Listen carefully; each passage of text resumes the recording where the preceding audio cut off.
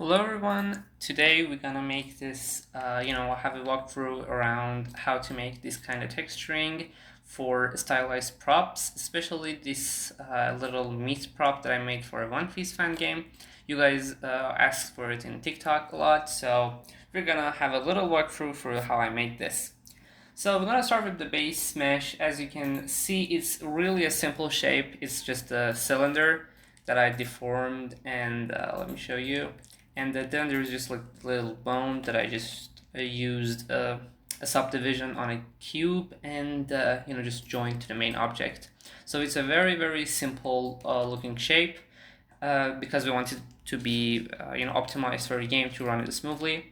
And of course I just deformed it a little with some sculpting. Now we make a copy of it, and then we can have this high poly mesh. And let me just show you the first one. Yep, this very high poly mesh. It's really just you can use subdivisions, you can use remesh, whatever works the best for you. And I just gave it this grill marks and some chipped away parts because like it's an organic flesh, so it's not gonna be like perfect and smooth, especially after cooking. And that's pretty much it. We have a low poly and a high poly of our mesh. Then we bring it all into Substance Painter. And as you can see, I baked the high poly mesh on the low poly mesh. So we have this, curvature and ambient occlusion of our, high poly mesh, which isn't a lot of things, but again, it's just better than nothing most of the time. And as you can see, I put everything into a singular folder because I, like to keep them organized first and then apply some effects to it. For this specific look, I always do three things. First is I add an additional layer to make sure the roughness is pretty much high, because if it's shiny, at least, I don't know, maybe I suck at Blender, but in my experience, things with higher roughness just look more stylized and cartoonish than, their actual value. Because the flesh and the things I used, look like this normally. So I just added a little roughness to them to make them look whiter, which means, more roughness into the Blender.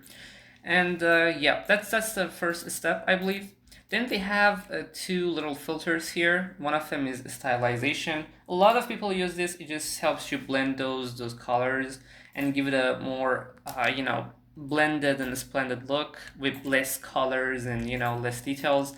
If you're having something that uses a lot of details, I don't recommend you guys use it because it can blur them out. But in this case, it works very smoothly. Then we have this matte finish galvanized.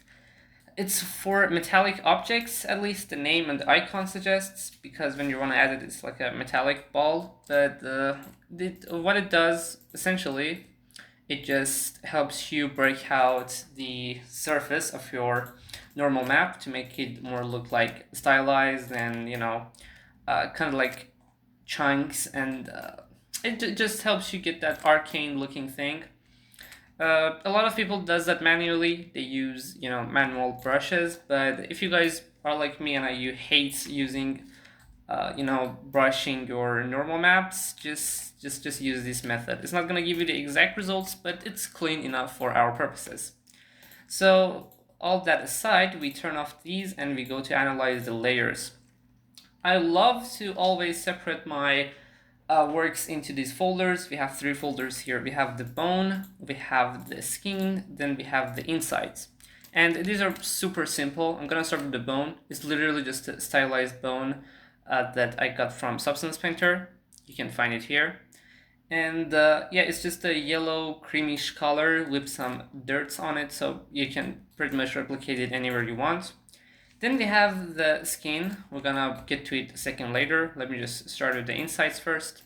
The insides are super simple. We have this organic flesh that we can find again in the library of Substance Painter. I tweaked its value a little to make it more like pink and less constructed. I don't know the word. And after that, we just add a little pink-white color on top of it, give it some height map, so it kind of, looks like it's an extra layer of fat, but it's just really colors. And with hand paint these, I use this brush a lot. Let me just show you guys. this brush, I believe. It has a very hard name, but you get the idea. And yeah, we're gonna analyze the best and the cleanest one, which would be the skin. So there is a lot of layers here. We have this, no, yeah, forget this one. I didn't use this. First, we have some baked lighting. Again, it just helps you, get that thing that is exactly in your head. I just assumed that in having a little gradient would be just cleaner. And then we have these grill marks. Yes, I did use a baking method for this, but sometimes you gotta just go and hand paint those details by yourself. You could do this with bakings, but I just found this be more harsher, looking more like cartoonish and anime style for my project. So we just use that. Then we have this little brighter color around the edges, which is, I don't know if it really happens to food, but at least in the normal world and skin and humans, when there is a deep cut or a scar, there's always be some swollen colors around it. So I just found it useful here. Also, it just helps you, break out your colors and make them pop out more. So why not? Then we have, again, some usage of our ambient occlusion, give it a little darker and more saturated color when there is this kind of cavities in the shape.